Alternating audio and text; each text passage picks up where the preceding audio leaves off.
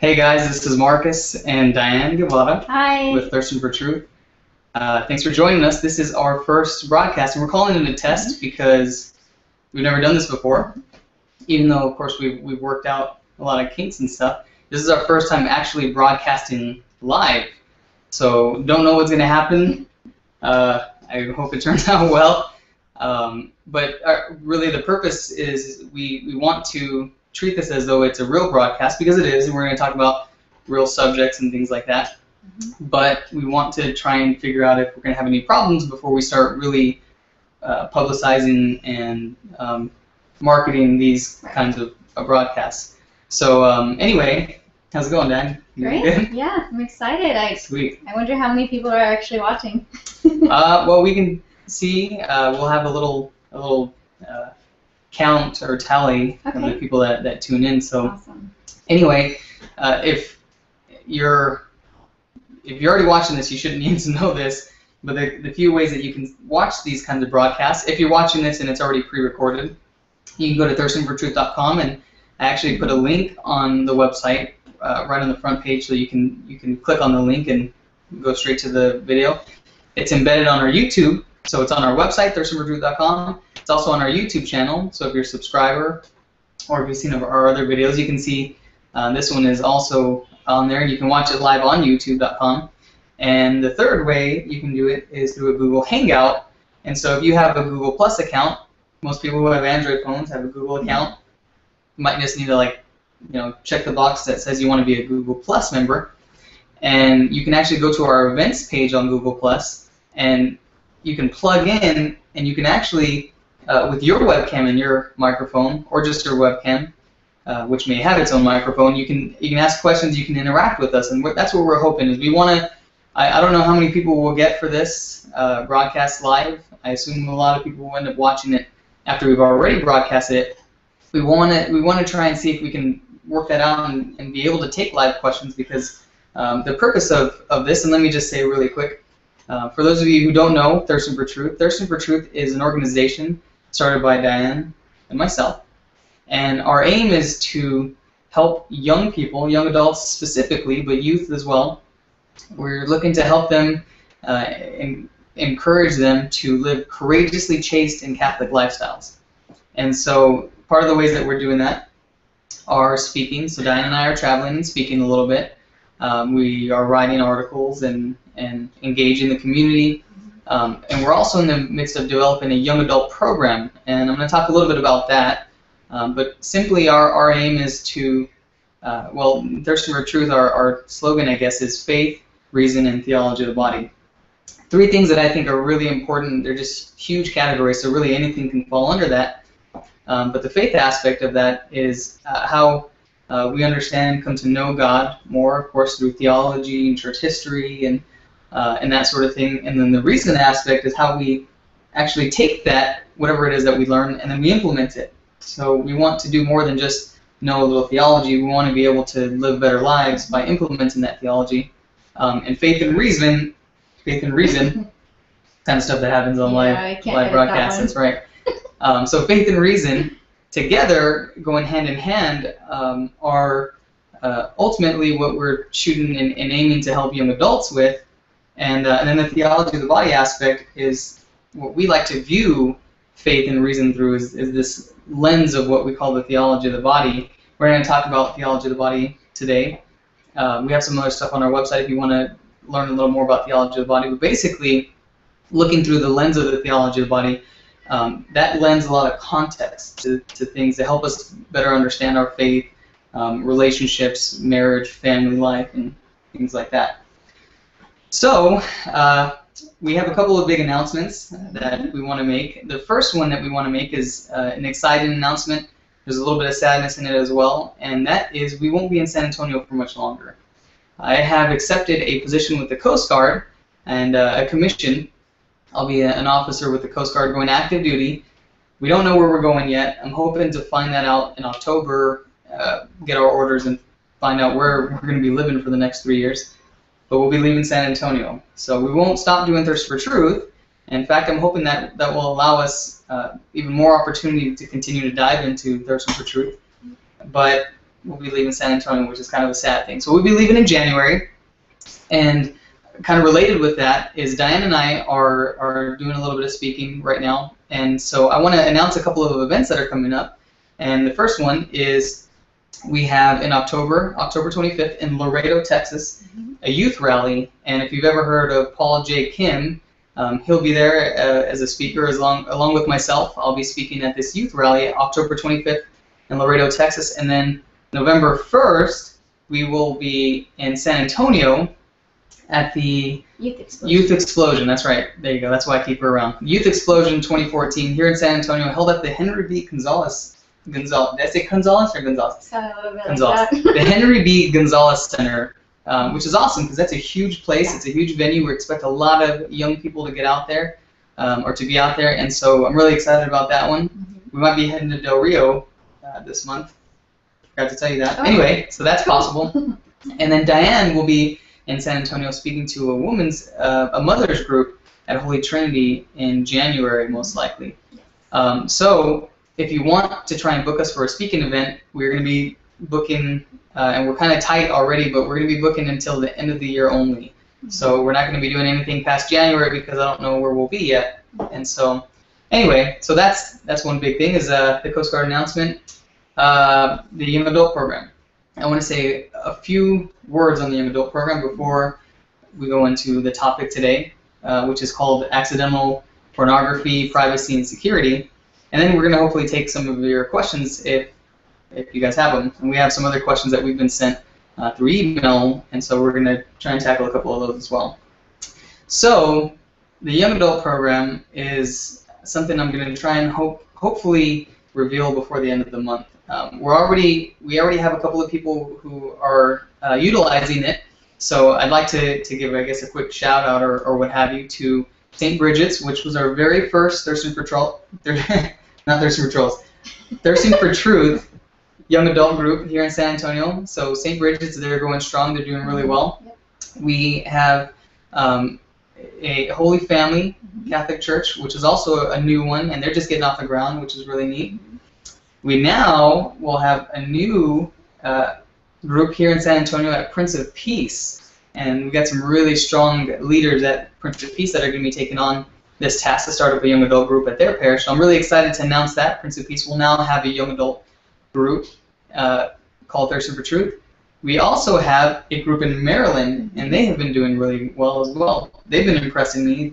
They've been very consistent in their meetings. They have great questions. They have great discussion. It's awesome.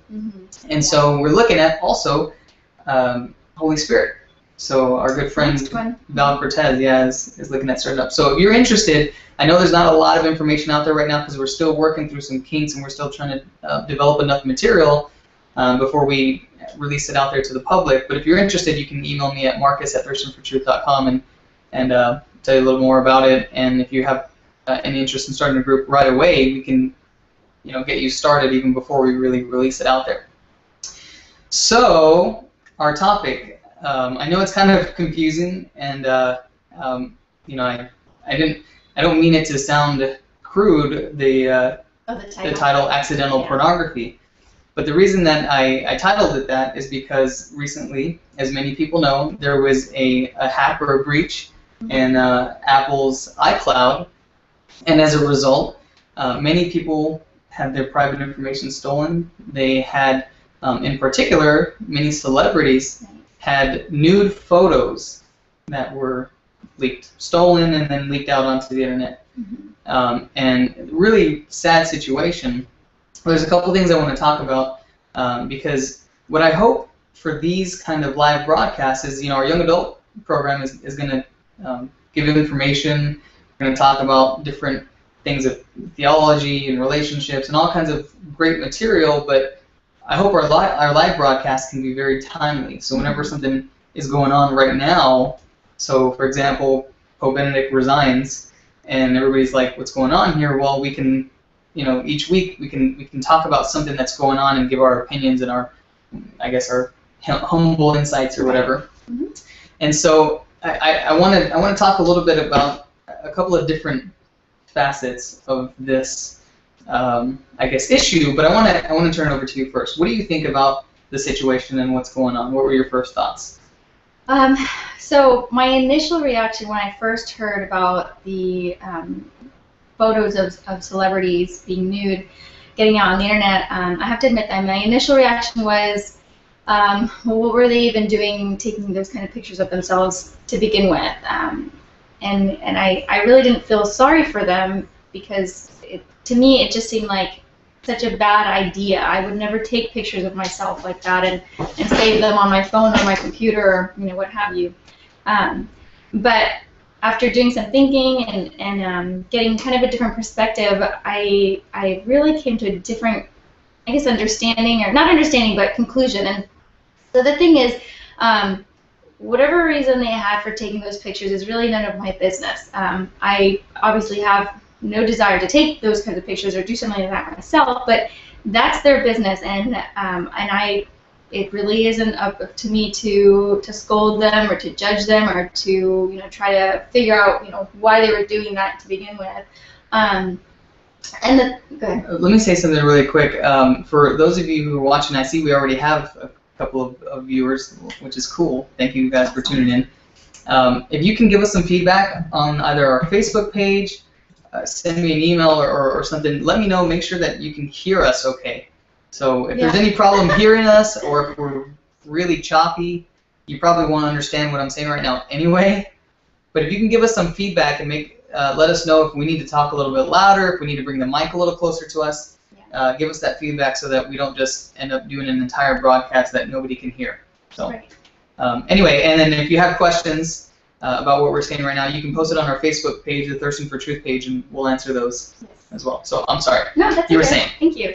Welcome to those who just joined us too. So we're talking about the celebrity pictures that have been distributed on the internet as of this past weekend. So more like stolen and leaked, I guess. Yeah, exactly, right. Distributed sounds like like you're distributing cheese or hamburgers, and it's not a big deal. Okay. But anyway, go ahead. Thanks for the correction. Sorry. So I was just saying that my initial reaction was not one that I felt any kind of that I just didn't feel sorry for them. And I think maybe some of you will agree with me, but unfortunately, I found myself realizing that I really don't have much respect for most celebrities because of the stories that we hear about them, because of the things that we hear them doing frequently. I guess I just that's probably the reason why I didn't feel sorry for them. But when I was thinking about it, if it had been someone in my family that was in that situation, if someone in my family had taken those kinds of pictures and the pictures had been stolen and then put on the internet, I would feel sorry for them. I would feel really sorry for their embarrassment and their humiliation. And even more than that, I would feel really angry at the person who who hacked into their account and then put the pictures out there. Those would be my feelings if it was somebody close to me, someone that I cared about. And so when I was thinking about it, I was like, okay, well, just because they're celebrities, not anybody that I know personally, doesn't mean that it makes it okay. Doesn't mean that it doesn't. It's what am I trying to say? Two wrongs don't make a right. So these celebrities, whatever kind of life they live, personally, whatever kind of choices they make, that doesn't mean that they deserve to be humiliated in this way. And it also doesn't mean that it's okay for me, to judge them or to think wrongly of them just because they're celebrities. Like I said, I don't know any of them personally, so sure, maybe some of them have horrible news or stories on the news, but it's not my place to say it's their fault and they should have known better. Again, it's not responsible, and I would never do something like that. But I think the point that I'm trying to make is it's not so much why they took those pictures, but more the respect that they still deserve, that we all deserve, right? I mean, I wouldn't want anybody to embarrass me or humiliate me, and yet I'm still a sinner. I still make mistakes, and I still do things that I regret, and I feel that I still deserve respect just like anybody else. Yep. So that's actually something that's related, and I guess I'm going to kind of go off topic for a second and talk about something that's related that I've been noticing lately is that there a lot of times when people get very Catholic, very Christian or whatever, when they're very into their faith, especially when they start learning a lot about their faith, there's a tendency, there's a temptation to become a militant Catholic or a militant Christian, you know, and we want to go out and we want to attack all things evil, and not that, you know, going head on at evil is a bad thing, but what happens, and this is just something I've noticed from seeing people on Facebook and Google and Twitter or whatever, interacting, you know, if you're very often posting, you know, things that are against this or against that, or you're, you know, talking about what they did wrong or how bad it is, and, you know, you sort of develop this reputation that you're like always angry. You know, you're always mad. You're always frustrated. There's always, yeah, the world is evil. You always have this negative outlook on things, and really, you're not going to be able to evangelize to people like that. You know, I mean, if your goal ultimately is to is posting things on Facebook so that other people can see it because you want them to see the beauties of the faith, well, they're not going to see the beauty of the faith there. What they're going to see is just, you know, somebody who's always no, wrong, negative, and am I missing anything there? Bad. No, okay. Maybe you got it. So that's all they're seeing, and, you know, most people are going to think, well, I don't want that, right? I mean, what's so good about somebody who's always uptight, somebody who's always frustrated, somebody who's always angry at the rest of the world for being so evil? And so what you're talking about is a very compassionate way of looking at this situation, which is good, because you're right. Like, I was exactly like you. The first thing I'm thinking is, that's what you get. You know, you shouldn't be putting. What are you doing, even taking pictures like that? And even though there's a truth to that, you know, I just wanted to make a really quick point that as Christians, as Catholics, as faithful Catholics who really want to evangelize to people, we have to be witnesses of something great, witnesses of something good, true, and beautiful. You know, there has to be a romantic aspect of the faith that we're showing to people, that we're revealing to people, because that's what really makes them want to become Catholic, to become Christian. You know, is look at how happy that person is, look at how patient they are, look at how loving and how compassionate. I mean, they can look at a situation like that and they can think, you know, I don't want to judge those people, and this is sad. I feel bad for them, you know, no matter if they were actually doing something wrong. And I'd call this accidental pornography because I'm just guessing that not all of them took naked pictures of themselves out of art or something, you know, like, hey, I'm just going to take this picture of myself and keep it on my phone in case I ever want to look at myself and try to ponder the wonders of God's creation, you know. I'm just guessing. I'm not judging or pointing out anybody individually, but there's a good chance, I'm sure, that a lot of them were taking those naked pictures to show people or to send people, because this new fad, this new popular thing that's going around, especially with a lot of young people, sexting, is taking a naked picture of yourself and then sending it to somebody else. Well, if you're doing that, then at some point that stuff's going to get out. It's going to get leaked. You have to know that there's no way you're going to be able to keep those things private, because you're actually making it public yourself, right? And so your first thought is you want, you know, you want to kind of look at people and say, well, guess what? You know, when you do bad, it comes on, you know, it comes around, and you're gonna get caught. You're gonna get, you know, hit at some time or another. But really, there's a couple of things going on with this situation, and I've always said that, you know, when a crime happens, a victim wouldn't be a victim unless there was a criminal, right? Unless somebody was committing the crime. So even though they may have been doing something wrong and, you know, taking naked pictures of themselves and sending other people naked pictures of themselves, that's an issue that I would think we probably should talk about too, because I don't want people to think that we just think that's a good thing. It's not a good thing at all. But the greater evil here is that we have this notion that, you know, we feel like celebrities' lives are free game, right?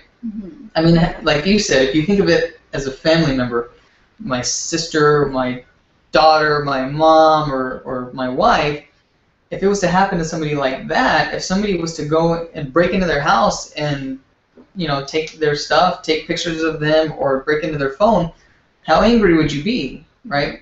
But for some reason, we think celebrities are fair game because they make a lot of their lives public. We think that we can kind of just, you know, use them, and they deserve the same amount of respect and dignity as everybody else, you know. And so that's, as Christians, we have to remember to be compassionate. We have to remember that we have to fight those temptations to treat them as objects, because that is pornography, right? Pornography is not just Playboy, not just buying magazines and videos that have naked people in them. Pornography is looking at somebody and making them an object for your own purposes. I mean, whether it's sexual or not, I mean, this happens to be of sexual nature, but, you know, we often will, you know, I guess take the celebrities and make them into objects that, you know, something like pornography. And it's really kind of a sad thing. And when you said that, you actually kind of made me realize that, you know, I need to also remember to be very compassionate, because even though they were doing something wrong, we have to remember that what happened, even if they act like they don't care, even if they, you know, try and use this and make it a joke or make it into a publicity stunt or something like that, their most sacred part of their lives have been revealed for everybody and anybody to see. So for you guys out there, we have to fight that temptation first to not go and search for these things, right? We can't think that we just have like a, you know, a free pass because, well, they're already out there on the internet. And it's really no different than going to their house and peeking through their window. I mean, it's the same thing. Just because it's out on the internet doesn't mean it's meant for your eyes, you know. In fact, it makes it even worse because you still have to go look for it, you know. So that's your own sin, and really not their fault. You can't blame them for, you know, people who are going out and doing searches and finding pictures of them. But we have to remember that, you know, these people are now, they have their most vulnerable part of their life exposed to everybody, and we really have to pray for them, because that could be very damaging to their psychological health, their spirit, you know, their wellness. I mean, this could put them into depression. It could really make them feel like they are worth less. They're worth a couple, you know, keys on the keyboard. Anybody can go to Google and type in their name and nude photos or something like that, and experience the most intimate thing that they have to offer. So we have to pray for them. But the real reason that I wanted to talk about this is because I want to bring this up to talk about the fact that a lot of young people who are not celebrities, young teens, are taking naked photos of themselves and sending them to people.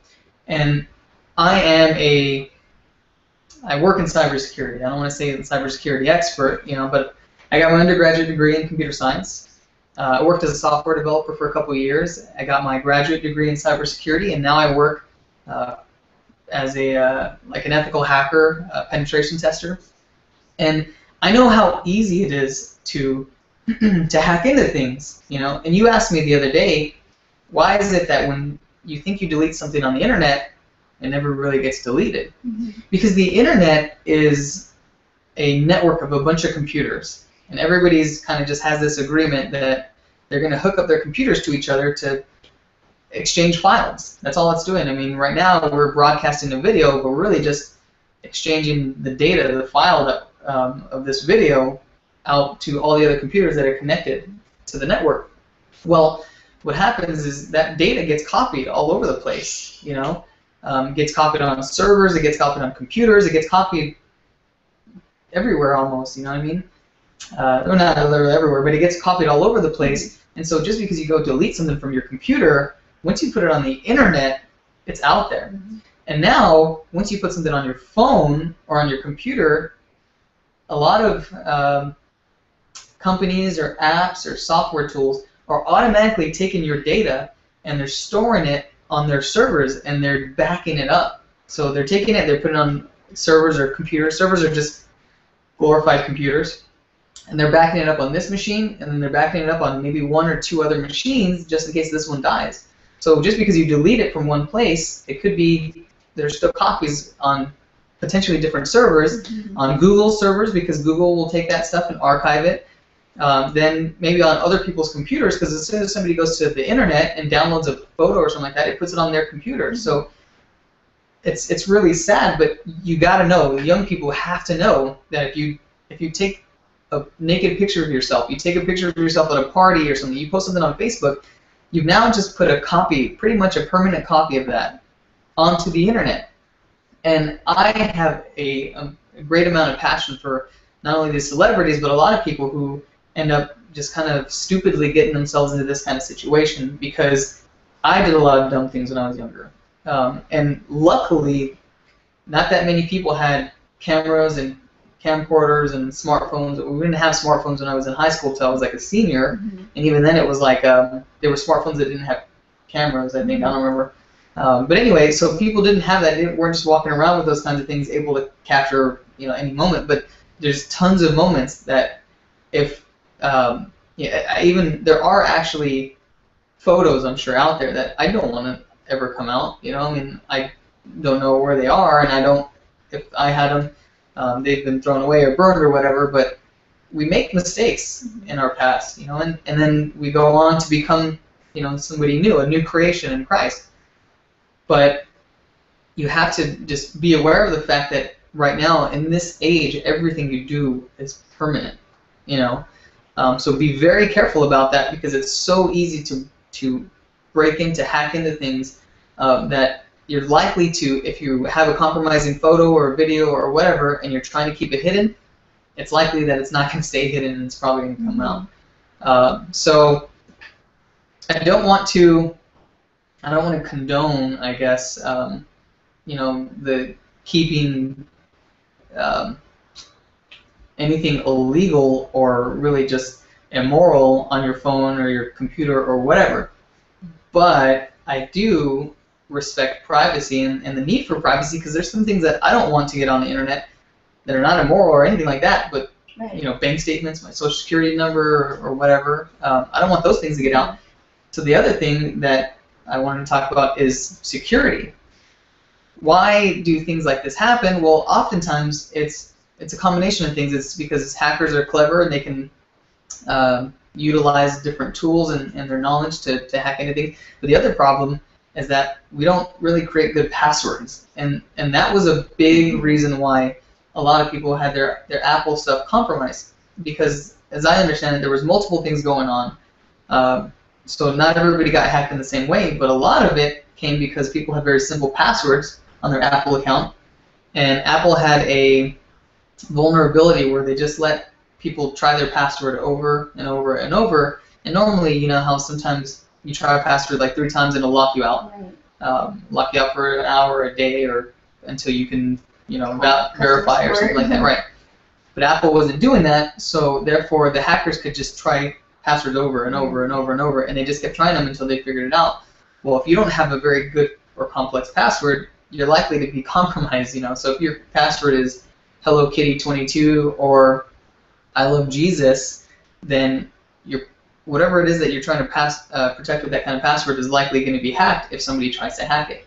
So I would recommend have a password that you can remember, but is also a little bit random, or at least something that's very hard to guess. So the greatest thing you can do, actually even better than complexity like exclamation marks, star, numbers, letters, and things like that, is a long password. So the longer you can make it, the better, the more secure you are. So you can do something like a phrase, which I don't recommend doing just a phrase all lowercase or anything like that, but you can do a phrase like, yesterday I went to the store, and then take that and then switch things up a little bit. So make some of it uppercase, some of it lowercase, and then inject things in there. So like every third letter have a number, you know, and go through your 4 favorite numbers. So YES, and then 2, TER, and then another number, or like a star or pound key or exclamation mark,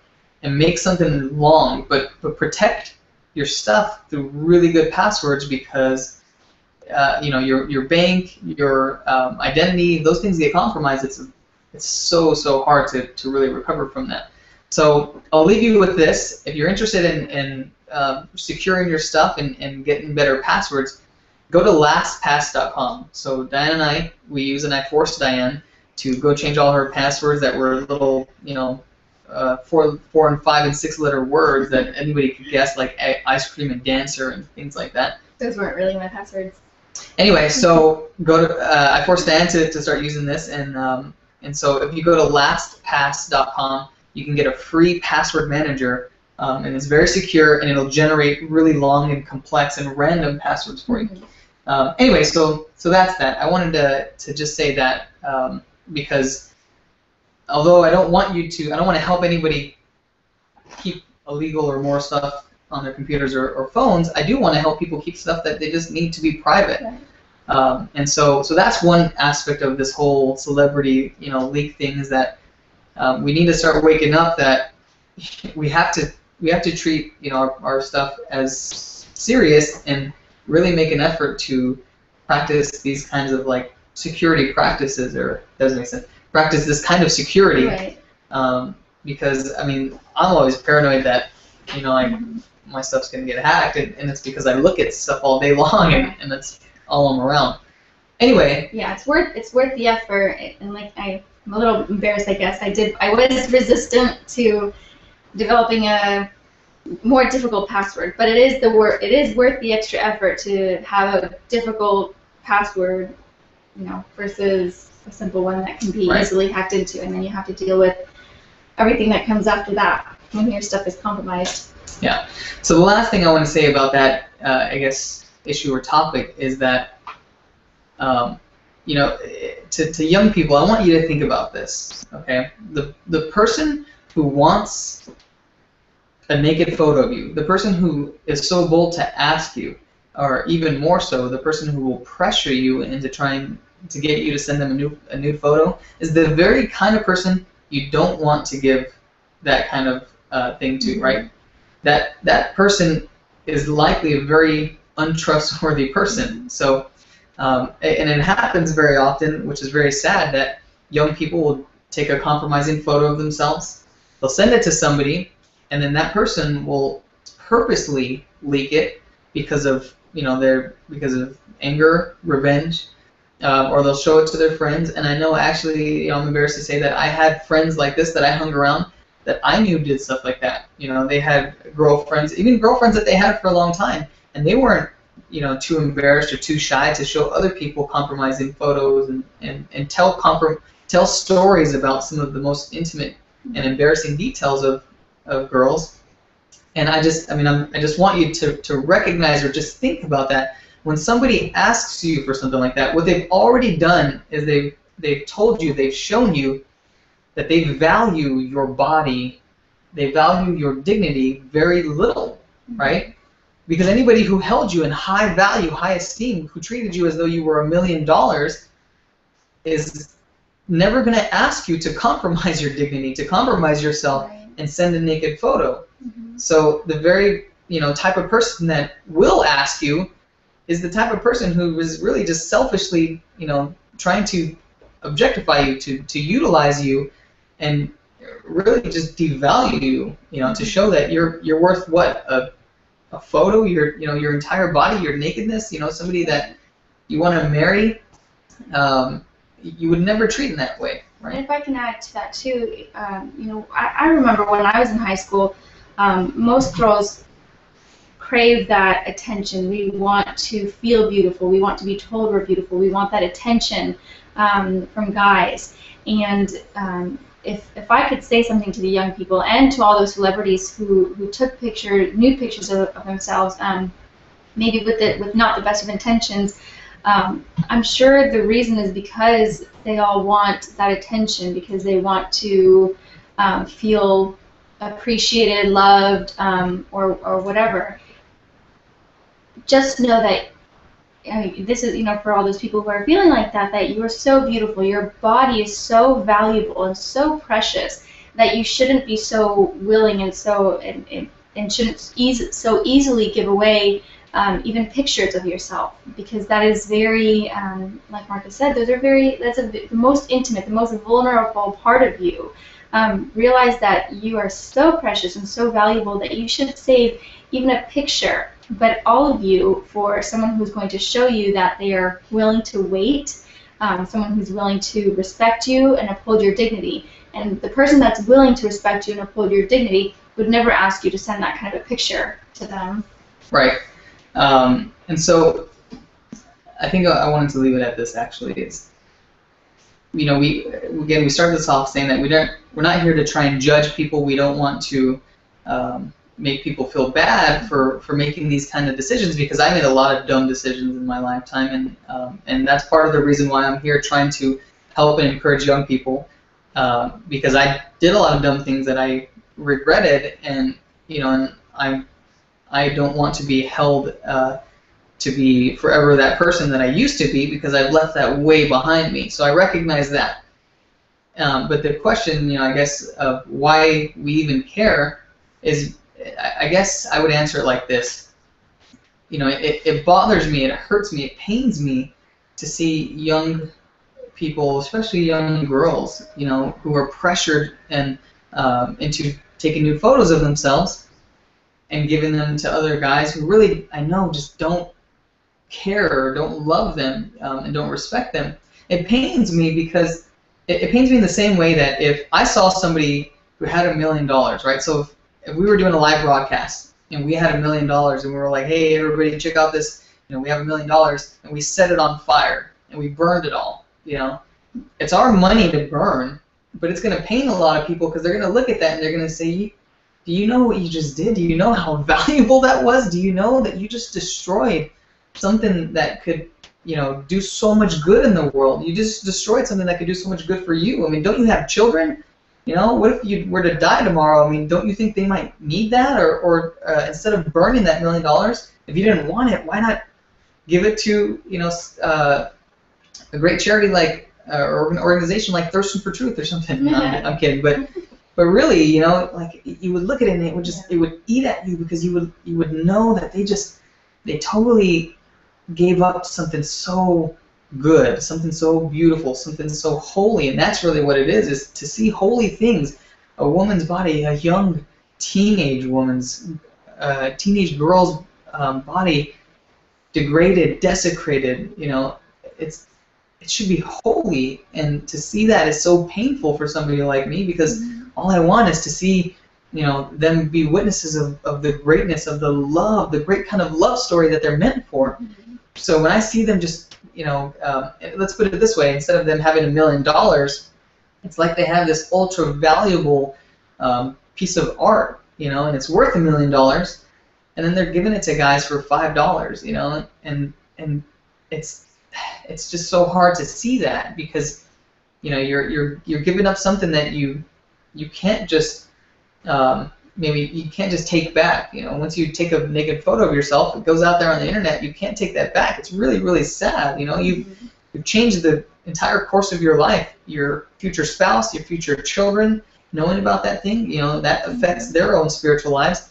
But really, our aim is to really try and help young people understand just how valuable that artwork is that they have, how valuable their life, their body, and their love is. Don't give it away for $5. Wait for the guy who's going to pay $1 million for it, or the guy who's willing to spend the rest of his life trying to pay off the debt that is your beauty.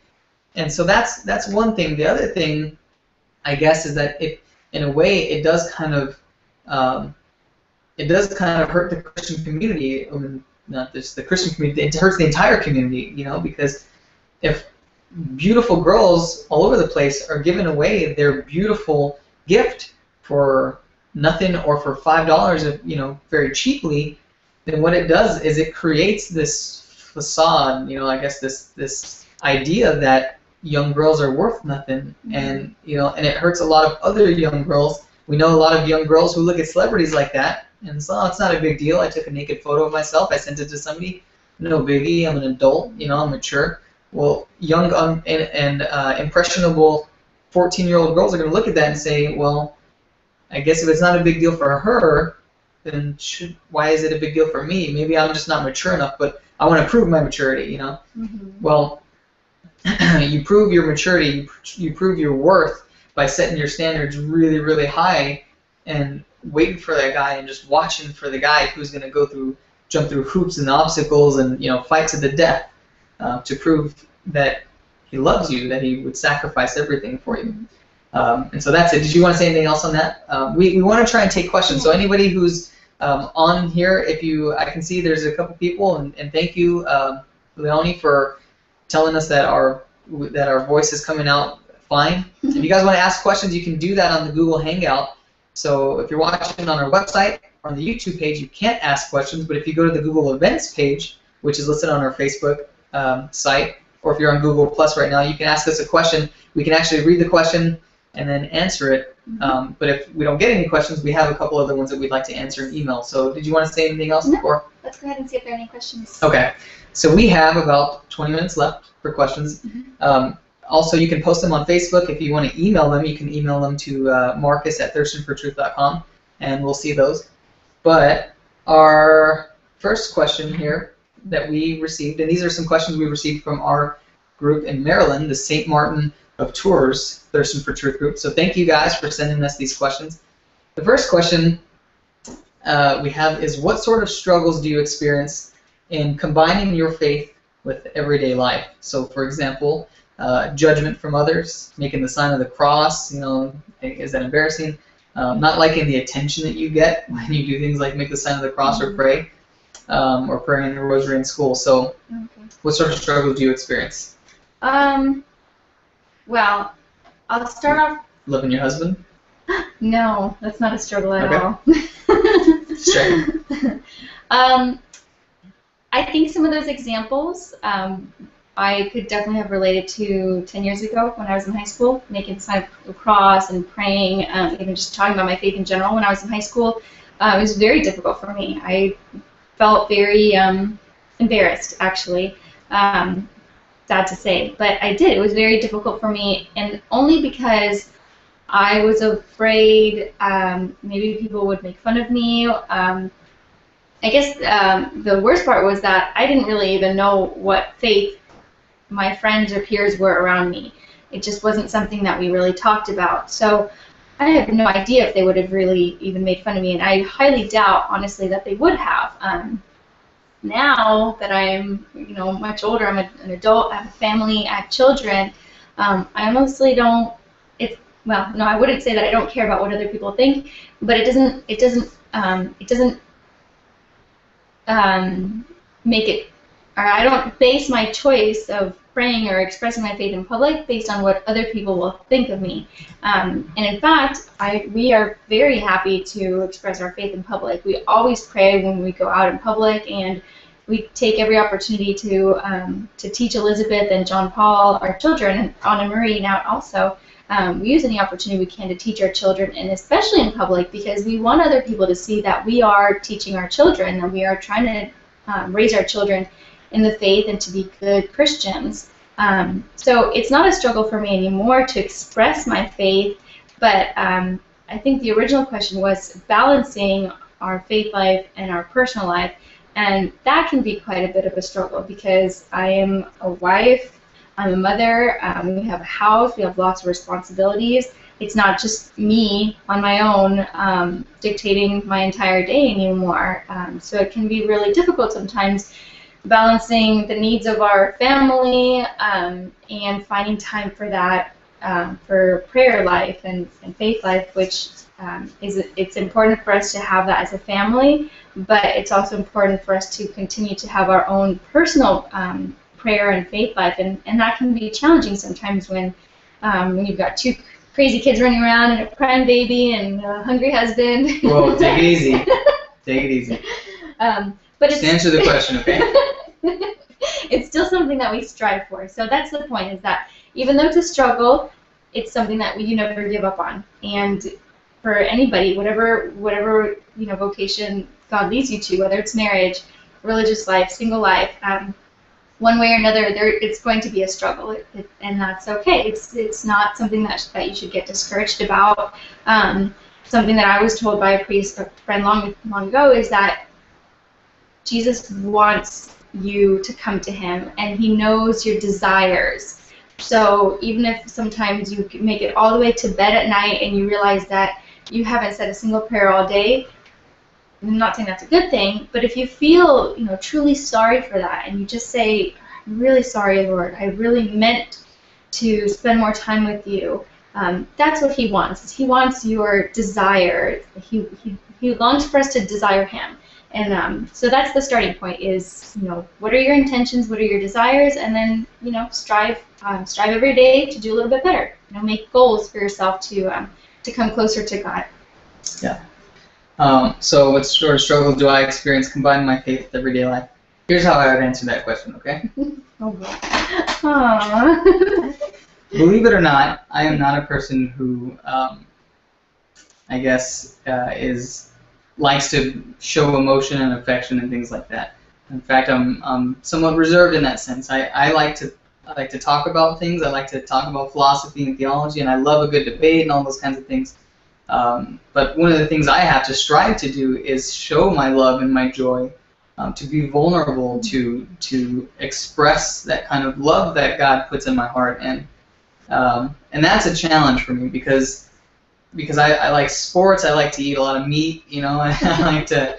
I'm just more rough around the edges, and so I have to combat that that tendency, that temptation to be, to dominate, to be just, lay down the law. And Diane knows I can get very scary and very passionate, intense sometimes. Yeah, and so a lot of people might think that I'm this like, I guess like overly romantic and expressive and affectionate person, and I am affectionate behind closed doors.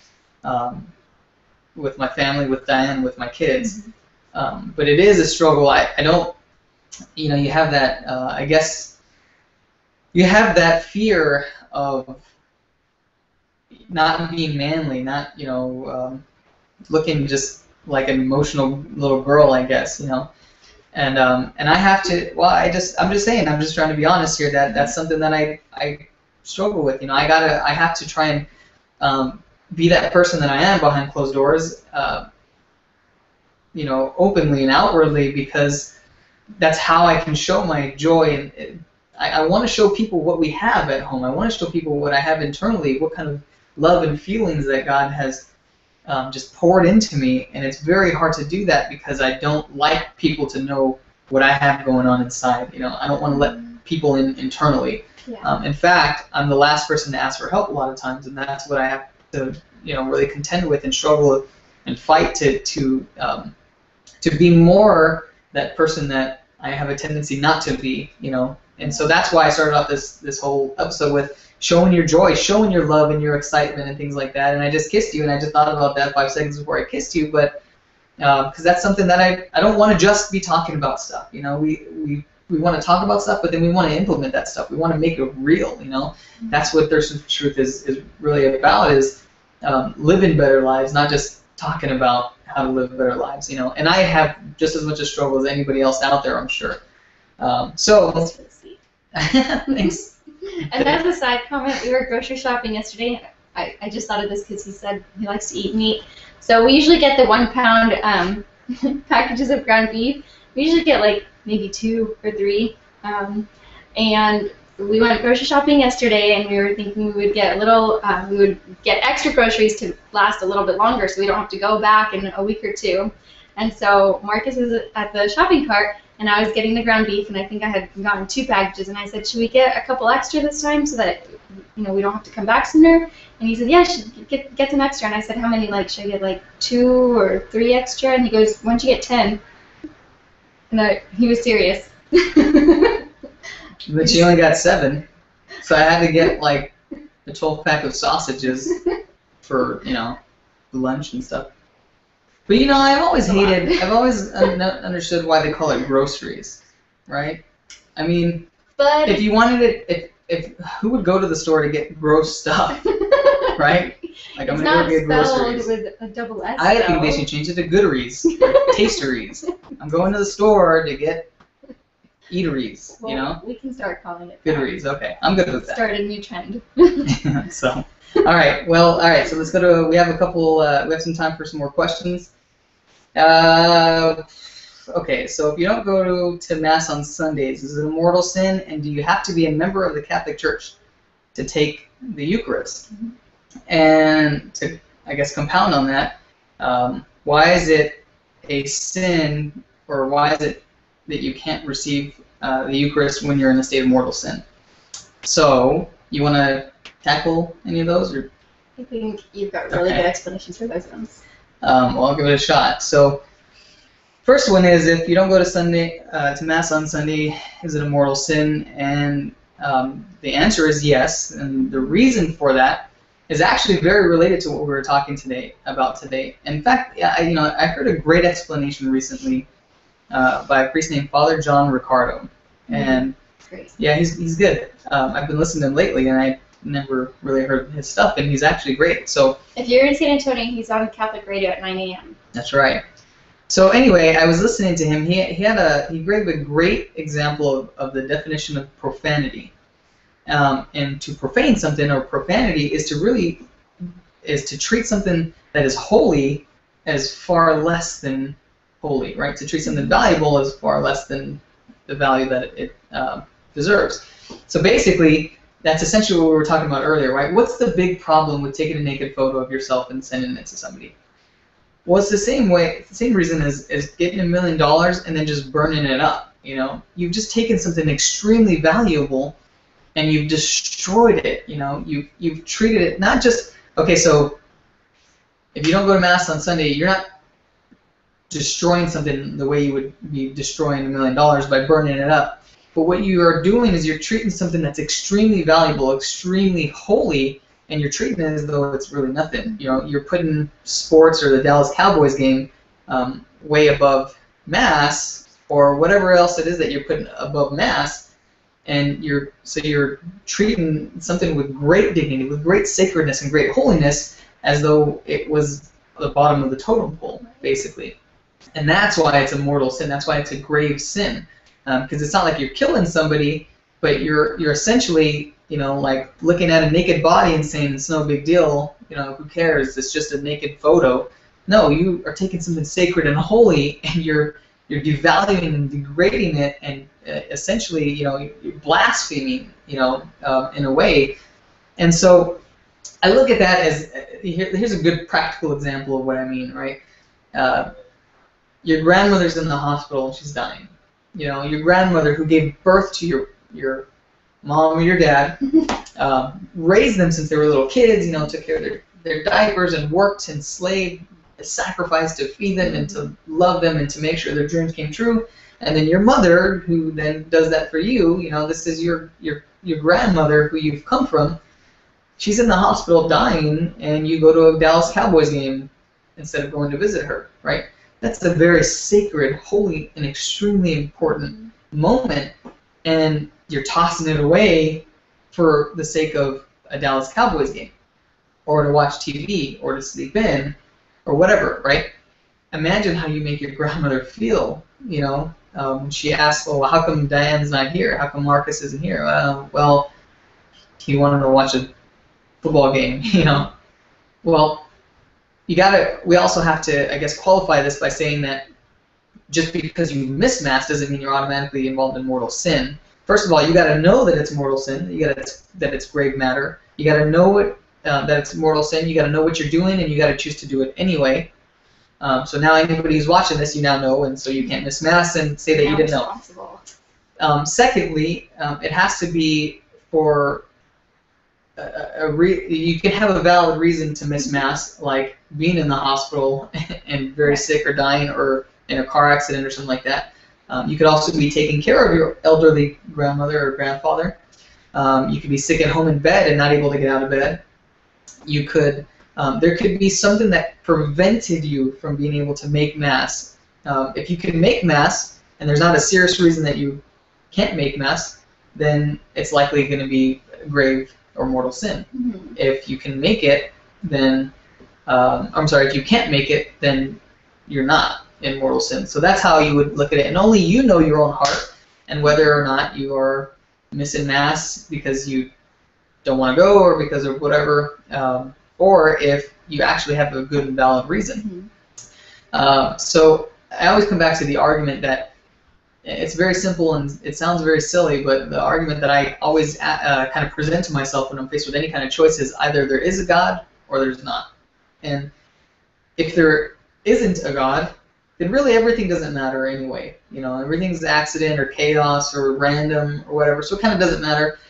But if there is a God, then everything that, all the implications that come with that fact that there is a God, you got to take that seriously, because if there is a God, then you got to treat every matter and every decision as though there is a God. And if there is a God and missing Mass is a mortal sin and there is a true church or whatever, then you can't just, toss that out of your mind and say, I don't want to think about that, I don't really care about that, because if there is a God, then there is a God, and you got to contend with that somehow. You got to make an excuse or reason out of it or something like that, But anyway, so let's talk about why, really quickly, we only have a couple minutes, why only Catholics can receive the Eucharist, and why it's... The difference between more... No, that's we only have a couple. Well, maybe. Okay. So we only have a couple minutes, and so the two questions that we talked about were why only Catholics can receive the Eucharist, only Catholics who've actually made their First Holy Communion, and why you can't or shouldn't receive the Eucharist when you're in a state of mortal sin. And the first one is because the Eucharist is a very, very sacred and holy. In fact, it's the most sacred and holy aspect of our faith, right? If we believe that there is a God, right, then we believe that this God established His church and He gave us the Eucharist as His own body and blood. That's a very serious matter. So the reason that the Catholic Church does not allow non-Catholics to receive the Eucharist is because if they're not Catholic, then it's likely that they don't know what the Eucharist is, or that they don't believe that the Eucharist is the real body and blood of Christ, and therefore you take something that's very sacred and holy, and you don't treat it as such. So in a way, it's profaning it, and kind of like if somebody didn't know what $1 million was, and then they just threw it away or burned it up or whatever. It's not their fault, but you don't want to just give them $1 million if they don't know what it is. You don't want to tell them to do whatever they want with it, or you don't want to give them something that's very important to you, very expensive and very valuable, if you don't know that they're going to be able to treat it with the respect or the tenderness that it deserves or that you would want them to, right? Yeah. Kind of like a new photo, right? You don't want to give it to somebody if you know or don't think that they're going to be able to treat it with great respect and dignity. So therefore, you probably shouldn't ever take a new photo and give it to somebody anyway, because they can't, But anyway, so that's that part of it. Something to think about is we believe that in the Eucharist we join with the flesh of Christ, body, blood, soul, and divinity. We take Him, we put Him into our bodies. We join our bodies with Him. And I don't want to, I know we only have a couple minutes, so I don't want to leave it in a way that sounds really scandalous, but a good analogy, not that I'm comparing the two, because we don't have enough time to really talk about theology of the body, but a good analogy is the marital union between two spouses, husband and wife, is a very physical union, but also very spiritual. I mean, you give your whole person to the other in union, right? So the marital embrace by which children come forth is a very serious matter, right? So you wouldn't just, you shouldn't just give your body to anybody, right? You want to give your body only to the people who committed their lives to you. So it's really not about just excluding Protestants or non-Catholics from the Eucharist, but it's that nobody should receive the Eucharist unless you've already made that commitment to give yourself to Christ forever and ever, body, blood, soul, and all, right? Right. So when we come to the Eucharist and we give ourselves and abandon ourselves completely, you got to know what it is. So therefore, that's why we have classes that you have to take. You got to know what you're doing. You have to know the seriousness, just like in the marital embrace. If you don't know the seriousness of sex, then you could totally misuse it, and it can be used in such bad ways that it's detrimental, It's that sacred, it's that holy. The Eucharist is that sacred and that holy and that important that we have to treat it as that with that kind of importance. And so therefore, you can't just give the Eucharist to anybody, because they got to know what they're doing, and they have to believe it. They have to also be able to have that chance to commit themselves totally and fully to Christ, which is the same reason why if you're in mortal sin, you should not receive the Eucharist, because just like a couple who is married and maybe one of them is unfaithful, should they expect to just have marital or sexual relations without a second thought? No, it's very hard once you've committed some kind of mortal sin, some kind of great act of unfaithfulness, to be close to your spouse in that kind of intimacy, because you need to first, what's the word I'm looking for? Rebuild the connection that you've lost. You need to Reestablish? reconcile. There you go. Thank you. So you need to first reconcile the relationship before you can abandon yourself totally to that person again, and that's why. So that's it for our questions. I'm hoping that in the future we can kind of continue this. So give us some feedback. Let us know how you think it went, and hopefully we'll be able to do this once a week. It all kind of depends on our family, our little kids, and whether they're going to let us do it once a week. But thank you guys so much, especially to those who came, watched the video, and stayed to the end. We're very appreciative. If you stayed to the end, then in the next 10 minutes, if you send me an email at marcus@thirstingfortruth.com and just say something like, good job, you guys were terrible, or something like that, give me something. If you send me an email in the next 5 minutes, that means that I know you stayed till the end. I will send you a free copy of one of our talks. So thank you guys so much. We'll see you guys next week. You want to say anything? Thank you. Just look gorgeous, right? Good job. That's why I got you. That's why I brought you on the show. Thanks. All right. Thanks, everybody. Bye.